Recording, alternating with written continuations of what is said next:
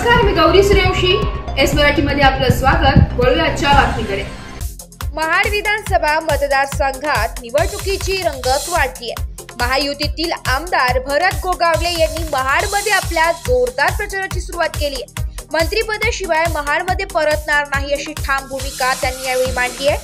महाड शहरात महायुतीतील घटक पक्ष आणि बौद्ध समाजाच्या मेळाव्यात आमदार भरत गोगावले यांनी जनतेसमोर आपली भूमिका स्पष्ट केली आहे.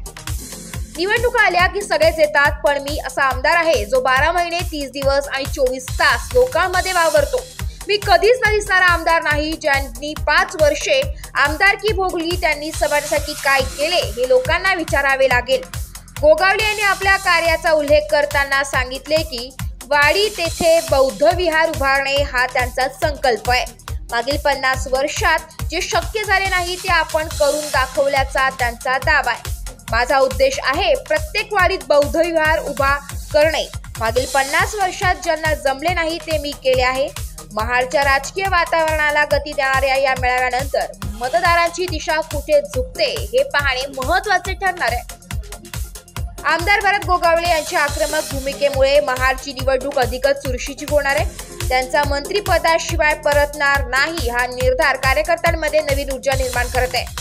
यावेळी उपस्थित रिपब्लिकन पार्टी ऑफ इंडियाचे रायगड जिल्हाध्यक्ष नरेंद्रभाई गायकवाड, शिवसेनेचे खंदे समर्थक संदीप भाऊ जाधव, महिला आघाडी प्रमुख सुनीताताई गायकवाड, सिद्धार्थ शिर्के, मोहन धोत्रे, माजी सरपंच प्रवीण साळवी, आरपीआय तालुका अध्यक्ष मोहन खांबे, महाड शहराध्यक्ष प्रभाकर खांबे, मान तालुका आरपीआय उपाध्यक्ष अशोक मोहिते, खुटील गोमेंडी, तरुण बौद्ध विकास मंडळाचे माजी अध्यक्ष विजय साळवी, दीपक गायकवाड आदी सर्व बौद्ध समाजाचे नेते व कार्यकर्ते उपस्थित होते. हे सर्वांनी आमदार भरत शेठ गोगावले यांना बौद्ध समाजाच्या वतीने पाठिंबा व समर्थन जाहीर केले.